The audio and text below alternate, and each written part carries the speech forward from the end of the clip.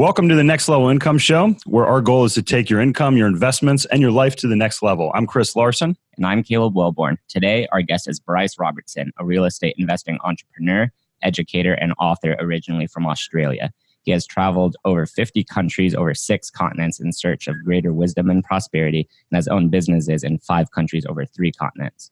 Bryce is the founder and principal of Property Works, which specializes in mobile home park investments in the United States. From due diligence to assignments, syndication, and property management, they have mobile home parks covered. He just released a new book in May, 10,000 Miles to the American Dream, about a group of Australian investors who were drawn to the United States by the real estate market. He has several home study courses to help people learn how to invest in mobile home parks, and he hosts workshops to help people get started in this space. Bryce is usually traveling for pleasure thanks to the freedom lifestyle he has created through real estate investing. Bryce, thank you for joining us today on the show. G'day, guys. Thanks for having me. Yeah, absolutely. Bryce, you have a really interesting story. We were talking a little bit before the show. Do you mind kind of giving us a little maybe sneak preview into your book and telling us in a nutshell, how did you get from Australia to the United States and end up as a real estate investor here? Sure. Yeah, great question. So, grew up in Australia, traveled around to different countries, wanted to explore the world and see what was possible. I was always told the world is my oyster, so I can do whatever I want to do, and traveled around and went to different countries and traveled to about 50 different countries, different continents, had different businesses in different countries and different continents. And so I have a grasp of what it's like to get an entry level into different businesses in different countries. And then I met my wife through traveling, which drew me. She's from California, and that drew me to America. Now I've been living in America for 10 years. And as soon as I got here, I just realized straight away that it really seriously, absolutely is the land of opportunities and uncomparable to other countries. Some basic things like in real estate, when we go to buy a property, in Australia, you have to put 20% down. That's like the lowest down you can put to get a property in Australia. Here in America, seller financing, 3% down, 3.5% down, 5% down, all these different options. That's just one thing. We cover a lot of that in our book. And it really is the land of opportunities. And so it's a group of 8 of us who have all independently had our own experiences, growing up in Australia, traveling the world to come and find this amazing opportunity in U.S. real estate. And we share our stories. We've become financially free from U.S. real estate. And we're kind of, shaking up some Americans saying, hey, you guys really seriously got to grasp the fact that this is the land of opportunities and wake up because it's just right under your feet. And hoping to inspire people to take more action to create a freedom lifestyle for themselves. Oh, I love it. And I'm so glad that you say that. It's so wonderful to hear somebody that's come from another country that sees the opportunity. And, especially during this time of, opposition politics where people are pitting Americans against one another. It's wonderful to have a very optimistic view on things. And that's one of our things here on the show that we like to talk about. Absolutely. That's great to hear. So you said it was 8 of you independently, traveling the world and coming here. How did you all connect once you were in the United States and doing your thing? Through our mate, Reed Dusens. He interviewed us all on his podcast, and he has a podcast on investing in the US, and we were all guests on the show. And then he's just like, hey, wait up, guys. You guys need to meet each other. Let's just introduce each other and say g'day and see what happens. And then, we met up in San Diego, then we met up in San Antonio, and we really connected, had a great time, had a good laugh, as Aussies do. And we all just found a common thread that we were just absolutely obsessed with U.S. real estate and just the success that we can have here and the lifestyle that we can live because of it. And we just thought that it would absolutely just be our duty to share that with other people and let people know. Awesome. So Bryce, it doesn't look like you're in the United States right now. If I'm looking behind you, where are you today? I'm currently in Florianopolis, Brazil, a beautiful little island in the south of Brazil. And my apologies, there's a little bit of construction noise in the background, but yeah. Awesome. Yeah, I'm just looking at the background right now. I'm not even looking at you, with all due respect. Yeah, I think it's awesome how much you're able to travel with the lifestyle you've created. So you specialize in mobile home park investing, which I think is a fascinating space. For our audience, could you give an idea of what mobile home park investing is like in a nutshell, and then give us an idea of what your unique approach is to it and what your secret sauce is in that space? Okay, let me try and do this quickly. It's a big topic to cover, but mobile home parks, essentially, mobile home is a home that can be transported on a flatbed truck and placed on the ground. Then you tie it down and put skirting around it.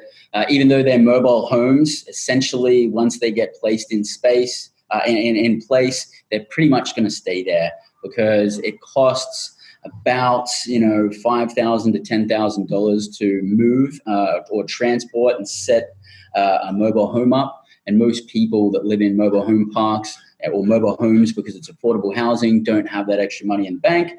So usually when a home sits there, it stays there. A mobile home park is 2 or more mobile homes on the same owned piece of land, and that's called a mobile home park or mobile home community. Essentially, in mobile home parks, there's 2 different types of home ownership. There is when the tenants own the home, okay, and they're a homeowner, and there's when the park owns the home, and that's called a park-owned home. Whoever owns the home is responsible for the repairs to the home. So in the mobile home park investing space, as a mobile home park owner, we love to have parks that are all 100% tenant-owned. Doesn't always work out like that, but we always work towards getting that over a few years, because when the tenants own the homes, they have a higher pride of ownership in the home. They take care of it better. And also, we're just a glorified parking lot. At that point, all the park owner has to do is be responsible for supplying water and sewer lines to the mobile home, and just making sure that the common grounds are clean, collecting rents. It's basically like being a parking lot. When you own the park-owned homes as well, you become more responsible for the management and the maintenance and the turnover, and it is profitable, and there is a lot of opportunity that exists in that. But there's also something that you have to weigh up, because you're going to spend more time in management and more hassles and more turnaround and things like that as well. And when someone doesn't own the home, then they have a less pride of ownership. But in a nutshell, that's basically mobile home parks. You can also have different types of ownership of the utility systems as a mobile home park owner, and you need to definitely evaluate those risks when you're purchasing a mobile home park and be able to go, okay, I own this utility system. What happens if it fails? Can I recoup my costs or cover that? It's something that I cover in my home study course. And but the basic business model, the secret sauce that I have for mobile home parks, is I like to buy a mobile home park that I can double the value of that mobile home park. So I like to essentially buy it for essentially a 9 cap in this current market. And then based off the purchase price, in 3 to 5 years, I'd like to be able to refinance that or sell that based off the purchase price at an 18 cap. So basically doubling the money. And I syndicate deals, and I bring investors involved in my deals. And that means that for the investor, previously I've been able to double investors' capital in 3 to 5 years. And that's the basic business model. And for me, that means purchasing mobile home parks at 9 caps and above. Awesome. So you said you double investors' money. So talk about one thing I've heard you talk about. I think it was on Reed's show, forced depreciation, which we love. We talk about I talk about it in my book. We talk about it in our multifamily webinar. What proportion is cash on cash? Because I hear mobile home parks are cash cows. And I've heard you say it before. What part of that is cash? What part of it is appreciation? How do you blend that together, Bryce? Does it depend on the park, or what's your target, and what have you seen in the past on those? It does depend on the park, but also I like to buy value add parks. Forced appreciation being, we are the owners of the asset, and we control appreciating the property. We do that by raising rents, by filling vacant lots, by billing back utilities to tenants, all these ways that we increase the net operating income through our management and through our efforts and through our improvements, which then, when the cap rate gets applied to that, dramatically increases the value of the property. What was the specific question again? Sorry. Oh, I was just wondering, historically, what have you seen, like the blend of cash on cash versus that forced appreciation? Sure. So, historically, typically investors will start off somewhere around the 8% mark, preferred return. And then, from there, as the improvements get made and the rents get raised, that'll increase up to somewhere around about the 15, maybe even 19% mark of annual return on cash flow. And then the remainder gets paid out at a refinance or sale of the property at somewhere between 3 to 5 years, where they get to fully recoup their costs and double their money. And there's also an added benefit with mobile home parks of accelerated depreciation because of all the improvements that happen in a mobile home park. You might just think, well, it's land. You can't really depreciate that much on land, but there's a lot of improvements like utility lines, utility meters, homes, roads, even letterboxes and things like that can get depreciated. And when you individually segregate all of those things and then blend them together, there's around about a 15% to 17.5%, 15 year to 17 year depreciation schedule on that, which all of the investors get to get on their K1s, which they pass through to their personal tax returns, which essentially means money that you don't pay at tax time. No, we love that too. And for any listeners that are on, we had John Heyer on last month, tax professional, and you guys can go back and listen to that episode. And John talks a lot about the cost segregation. So you dove pretty deep there, Bryce, into kind of some of the strategies that you do for forced depreciation. When you're looking at markets, how do you evaluate demographics, different MSAs, different markets that you're going to purchase in, and how does that play into your model? Yeah, so there's a few different ways you can go about it. And I don't know what the statistics are for multifamily, but there's a lot of multifamily apartments. There's only about 45 to 50,000 mobile home parks in the U.S. So I kind of reversed the way that I would do it. And that is, instead of looking for a market that I want to invest in, although I do that, usually when a park comes to my table that I'm going to evaluate, I will then look at what market it's in and assess that market and see if it's going to be viable. What we're looking for in the mobile home park space is an affordable housing market. So we want there to be a big gap between the cost of living in a mobile home and the cost of your alternative styles of accommodation, which the step up from mobile home would be, either living in an apartment or owning your own home. So we want to see in the market, we want to see at least 25 to 30,000 people in the actual city. We want to see at least 100,000 people in the metropolitan area. We want to have a low unemployment rate. We want to see that the cost of living in a mobile home is, the cost of living in an apartment is at least 1.5, if not 2 times the cost of living in a mobile home.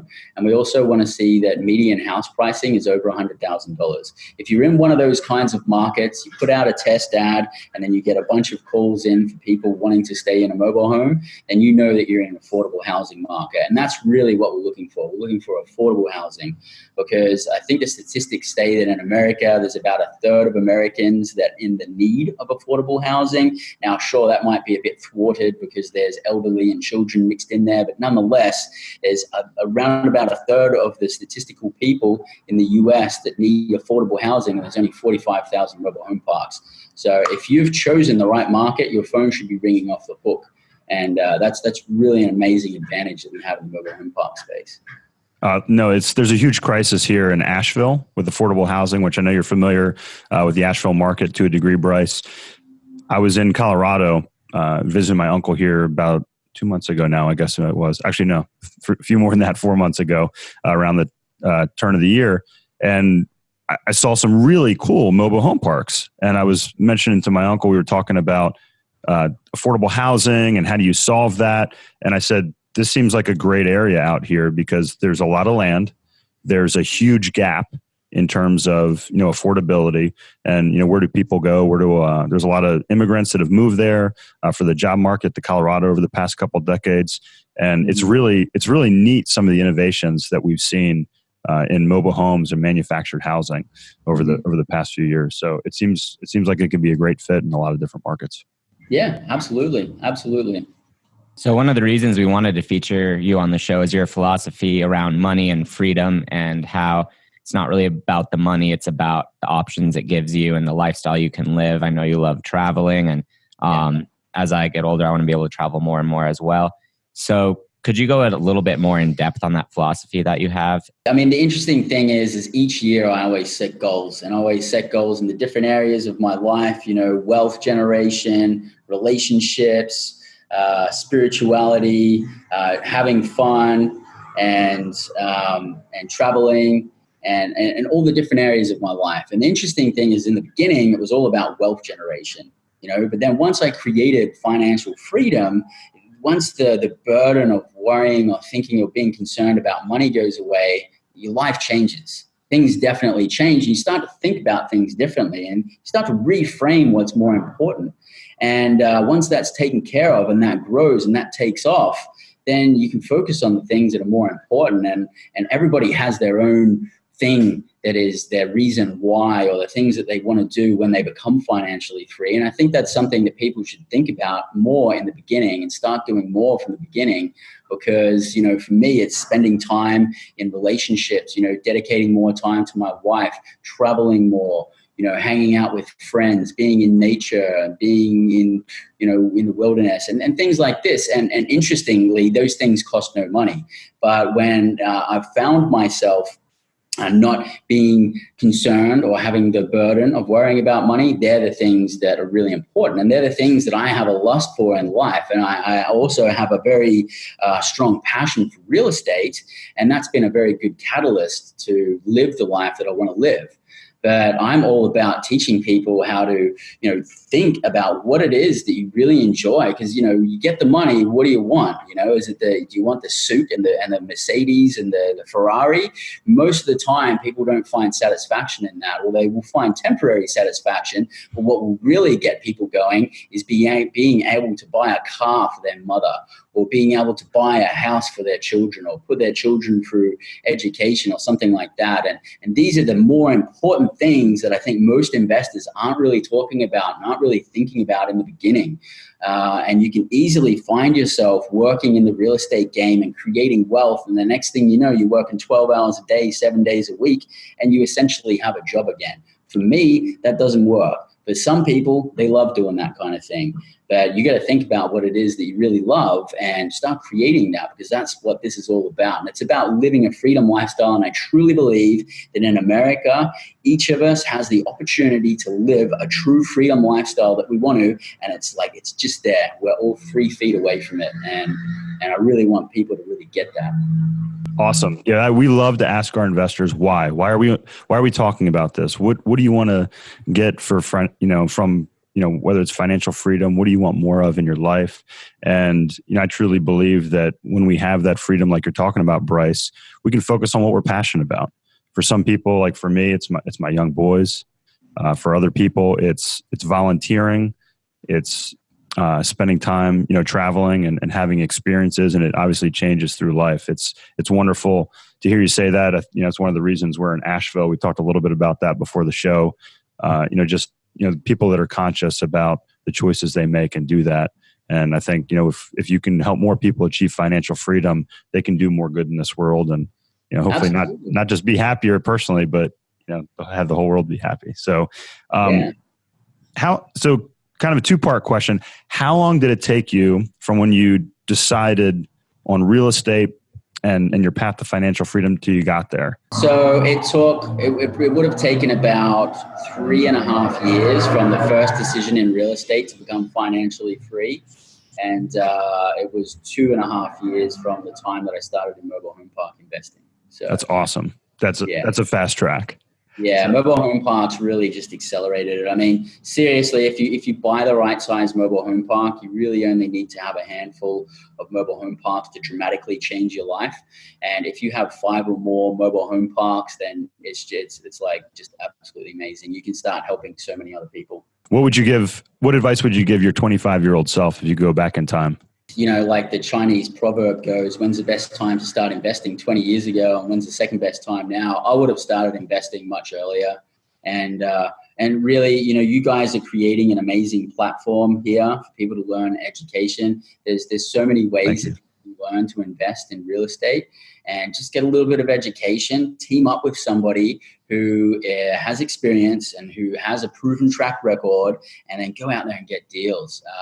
Even I would have considered myself to have a little bit of analysis paralysis in the beginning.